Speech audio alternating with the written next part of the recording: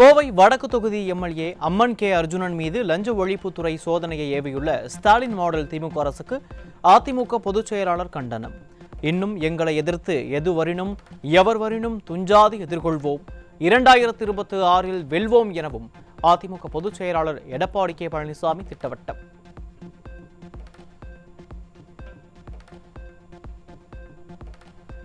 கோவை வடக்கு தொகுதி அதிமுக எம்எல்ஏ அம்மன் கே அர்ஜுனன் இல்லத்திற்கு வருகை தந்த அதிமுக தலைமை நிலைய செயலாளர் SP வேலுமணி, முன்னாள் அமைச்சர்கள் செங்கோட்டையன், பொள்ளாச்சி ஜெயராமன் ஆகியோர் வருகை புரிந்து ஸ்டாலின் அரசுக்கு கண்டனர்.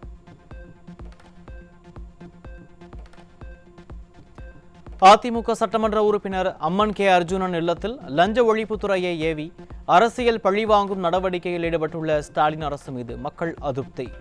கொடுத்த வாக்குறுதிகளை நிறைவேற்ற மனமில்லாத திமுக அரசு எதிர்க்கட்சியினரை பழிவாங்கும் நடவடிக்கையில் மட்டுமே 4 ஆண்டுகளாக கவனம் செலுத்தி வருவதாக மக்கள் விமர்சனம். கோவையில் இலவச வினாவிடை வங்கி புத்தகம் வழங்கும் நிகழ்ச்சியில் பங்கேற்று மாணவர்களிடையே உரையாற்றிய முன்னாள் அமைச்சர் SP வேலுமணி, நன்றாக படித்து IAS, IFS போன்ற உயர்ந்த பதவிகளுக்கு வந்து பெற்றோர்களுக்கு பெருமை சேர்க்க வேண்டுமென அறிவுரை. நீங்க நன்றாக படிக்க வேண்டும். வருங்காலத்தில் நீங்க தான் IAS, IPS, IFS ஒரு மருத்துவர் போன்ற உயர் படிப்புக்கு வர வேண்டும் என்று வாழ்த்தி. செங்கல்பட்டில் வீட்டிற்குள் இருந்த 19 வயது பெண்ணுக்கு பாலியல் தொல்லை கொடுத்த 17 வயது சிறுவன் உட்பட 2 சிக்கினர்.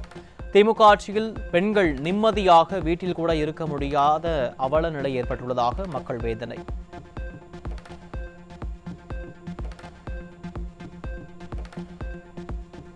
புதுக்கோட்டை மாவட்டம் விராலிமலை அருகே 17 வயது சிறுமியை திருமணம் செய்து கர்ப்பமாக்கிய விவகாரத்தில் கண் துடைப்பிற்காக 4 பேர் மீது வழக்கு பதிவு. குழந்தை திருமணங்களை தடுப்பதில் சமூக நலத்துறை மற்றும் காவல்துறை முறையாக செயல்படாமல் கும்பகர்ண தூக்கத்தில் இருப்பதே காரணம் என மக்கள் குற்றச்சாட்டு. செங்கல்பட்டு மாவட்டம் கூடுவாஞ்சேரி ரயில் நிலையத்தில் கஞ்சா விற்பனையில் ஈடுபட்ட வட மாநில நபர் சிக்கினார். ஸ்டாலின் ஆட்சியில் மிட்டாய் விற்பது போல சர்வசாதாரணமாக கஞ்சா விற்பனை நடைபெறுவதாக மக்கள் விமர்சனம்.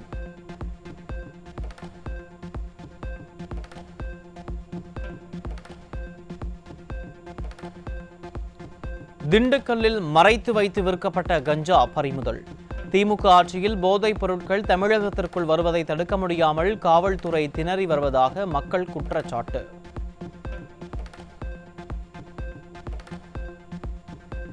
திருச்சி ரயில்வே ஜங்ஷனில் 2 கிலோ உலர் கஞ்சா பறிமுதல். திமுக ஆட்சியில் போதைப் பொருள் நடமாட்டத்தை கட்டுப்படுத்த முடியாமல் காவல்துறை திணறி வருவதாக குற்றச்சாட்டு.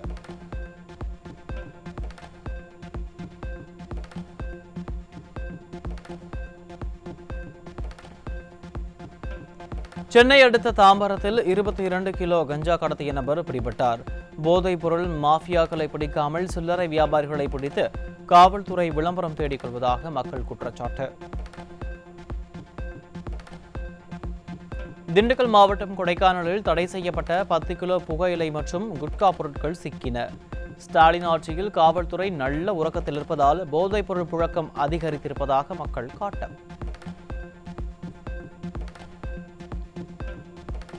கோவை ரயில் நிலையத்தில் 75,000 மதிப்புள்ள உலர்கஞ்சா சிக்கியது. திராவிட மாடலின் காவல்துறையும் மைனாரிட்டி பாஜக அரசின் ரயில்வே போலீசாரும் தீவிர நடவடிக்கை எடுக்காததால் ரயிலில் கஞ்சா கடத்தல் அதிகரிக்கும் அவலம்.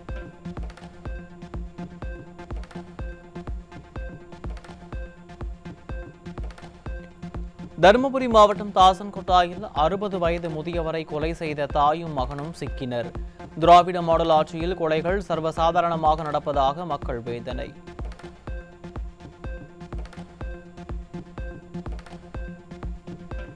நெல்லை மாவட்டம் கூடங்குளம் அருகே குடித்துவிட்டு தொந்தரவு செய்த தந்தையை வெட்டி கொலை செய்த மகன் சிக்கினார். திமுக அரசு தெருவுக்கு தெரு மதுக்கடையை திறந்து வைத்துள்ளதால் பல்வேறு குடும்பங்கள் சீரழிந்து வரும் அவலம்.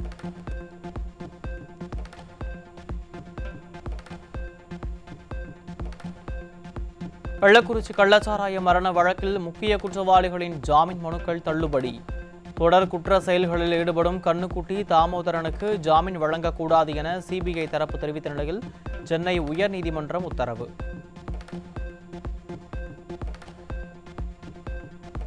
தஞ்சையில் கடந்த சில நாட்களுக்கு முன்பு அடுத்தடுத்த 5 கடைகளில் கொள்ளையடிக்கப்பட்ட சம்பவத்தை தொடர்ந்து தற்போது மேலும் 2 கடைகளில் ஒரே நேரத்தில் கொள்ளை. ஸ்டாலின் கட்டுப்பாட்டில் உள்ள காவல்துறை முறையாக ரோந்து பணி மேற்கொள்ளாமல் கும்பகர்ண தூக்கத்தில் இருப்பதால் கொள்ளை சம்பவம் தொடர்ந்து அதிகரித்து வருவதாக மக்கள் குற்றச்சாட்டு. திண்டுக்கல் மாவட்டம் செம்பட்டி காவல் நிலையத்தில் பெண்ணை மானபங்கம் செய்த விவகாரம். ஆய்வாளர் 2 காவலர்கள் என 3 பேருக்கு 9 வருடம் சிறை தண்டனை.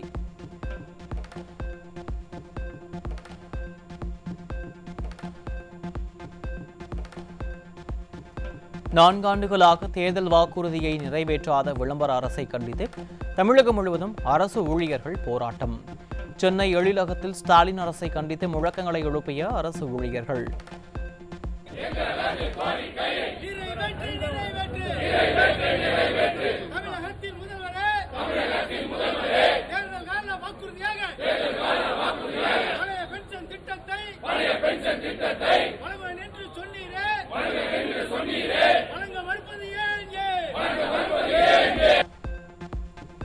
அரசு ஊழியர்களை ஏமாற்ற நினைக்கும் திமுக 2026 ஏமாற்றத்தை தான் சந்திக்கும் என அரசு ஊழியர்கள் காட்டம்.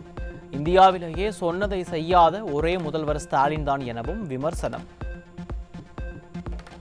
இதுவரை நாங்கள் பார்த்த முதலமைச்சர்களிலே சொன்னதை கொடுத்த வாக்குறுதியை நிறைவேற்றாத 4 ஆண்டுகளாக நிறைவேற்றாத ஒரு முதலமைச்சர் இந்தியாவிலே ஒருவர் இருக்கிறார் என்று சொன்னால் அது மாண்புமிகு இன்றைய தமிழக முதல்வர் மு.க. ஸ்டாலினை தவிர வேறு யாரும் இல்லை என்பதை நாங்கள் அறுதியிட்டு சொல்ல கடமைப்பட்டிருக்கிறோம். நீங்கள் ஏமாற்றினால் கண்டிப்பாக 2026 நீங்கள் ஏமாறுவீர்கள். இதை எழுதி வைத்துக் கொள்ளுங்கள். வாக்குறுதியை நிறைவேற்றாத ஸ்டாலினின் அரசை கண்டித்து தமிழகமெங்கும் வீதியில் இறங்கி அரசு ஊழியர்கள் மற்றும் ஆசிரியர்கள் போராட்டம். அரசு அலுவலகங்கள் வெறிச்சோடி காணப்படுவதால் பொதுமக்கள் அவதி.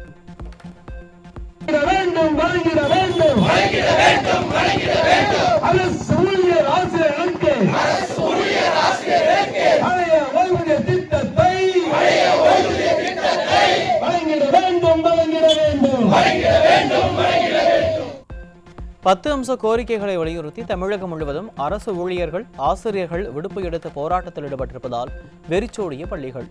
ஸ்டாலின் அரசின் மெத்தன போக்கால் அரசு பள்ளியில் பயிலும் ஏழை எளிய மாணவர்களின் கல்வி பாதிக்கப்படுவதாக பெற்றோர்கள் வேதனை. அரசு ஊழியர்கள் மற்றும் ஆசிரியர்களின் போராட்டத்தில் ஈடுபட்டு வரும் நிலையில் ஆசிரியர்கள் இல்லாத பள்ளியில் மாணவர்களே பாடம் நடத்தும் அவலம். காரைக்குடியில் பெரும்பாலான ஆசிரியர்கள் தங்களது பள்ளிகளை பூட்டிவிட்டு போராட்டத்தில் கலந்து கொண்டதால் மாணவர்களுக்கு வழங்கப்பட இருந்த காலை உணவு வீணாகி போன அவலம்.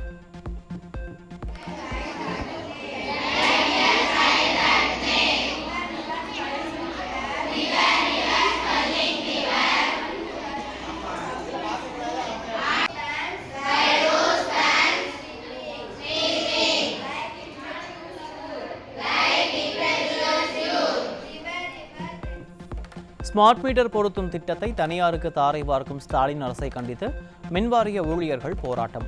கேரள அரசை போல தமிழக அரசே ஸ்மார்ட் மீட்டரை பொருத்த வேண்டுமென கோரிக்கை.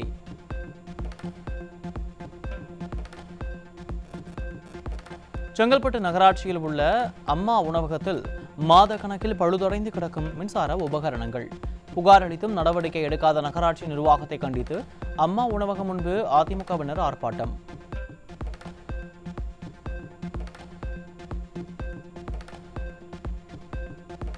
நிர்வாக சீர்கேட்டை கண்டித்து சேலம் மாநகராட்சி கூட்டத்தில் மைக்கை வீசி எறிந்துவிட்டு வெளியேறிய திமுக கவுன்சிலர்.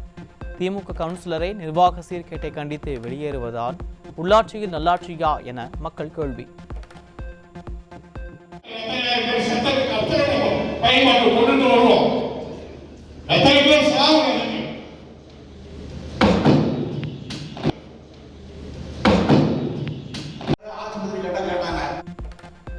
விருத்தாச்சலத்தில் ஸ்டாலின் பங்கு பெற்ற நிகழ்ச்சிக்கு அழைத்துச் சென்று விட்டு வீடு திரும்பும்போது வாகனம் விபத்துக்குள்ளானதில் ஒருவர் மூளைச்சாவடைந்த பரிதாபம்.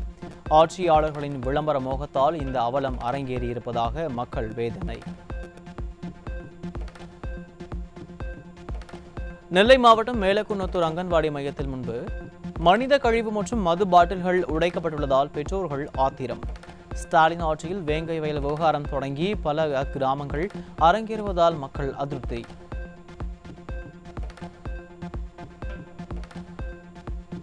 நிதி நிலைமையை காரணம் காட்டி ஊதிய உயர்வு, பதவி உயர்வு நிராகரிக்கப்பட்டதால் பொருளாதார ரீதியாக பாதிக்கப்பட்டுள்ளோம் என முதல்வருக்கு கடிதம் எழுதிய அரசு உதவி பெறும் கல்லூரி ஆசிரியர்கள் 4 ஆண்டுகளாக கூறி வரும் நிதிநிலை சரியாகவில்லை என்ற காரணத்தை கூறாமல் உடனடியாக ஆசிரியர்களுக்கான ஊக்க ஊதிய உயர்வை அமல்படுத்த வேண்டும் எனவும் கோரிக்கை.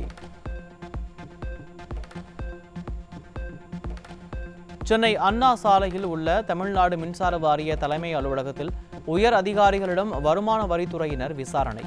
வருமான வரி ஆண்டு அறிக்கையில் முன்னுக்கு பின் முரணான தகவல்கள் கொடுத்திருப்பது உள்ளிட்ட தகவல்களை அடுத்து விசாரணை. திண்டுக்கல்லில் சாதி பெயரை சொல்லி தனியார் பள்ளி ஆசிரியர் கடுமையாக தாக்கியதில் காயமடைந்த மாணவன் அரசு மருத்துவமனையில் அனுமதி. மேடைக்கு மேடை சமூக நீதி பற்றி பேசி விளம்பரம் தேடிக்கொள்ளும் ஸ்டாலினின் திமுக ஆட்சியில் பள்ளியிலேயே ஆசிரியர்கள் சாதி பெயரை சொல்லி மாணவனை தாக்கும் அவலம் தொடர்கதையாகி வருவதாக மக்கள் வேதனை.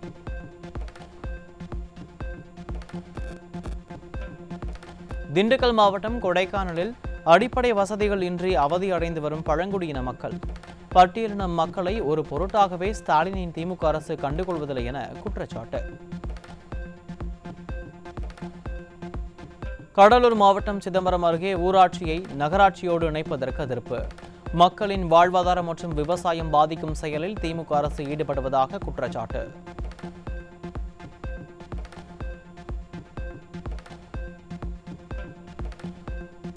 திருப்பூரில் பழுதாகி நின்ற அரசு சொகுசு பேருந்தை 2 கிலோமீட்டர் தூரம் கயிறு கட்டி இழுத்துச் சென்ற அவலம் அரங்கேறியுள்ளது. ஸ்டாலின் ஆட்சியில் போக்குவரத்து துறை எந்த அளவிற்கு சீரழிந்துள்ளது என்பதை இந்த காட்சிகள் உறுதிப்படுத்தியுள்ளது.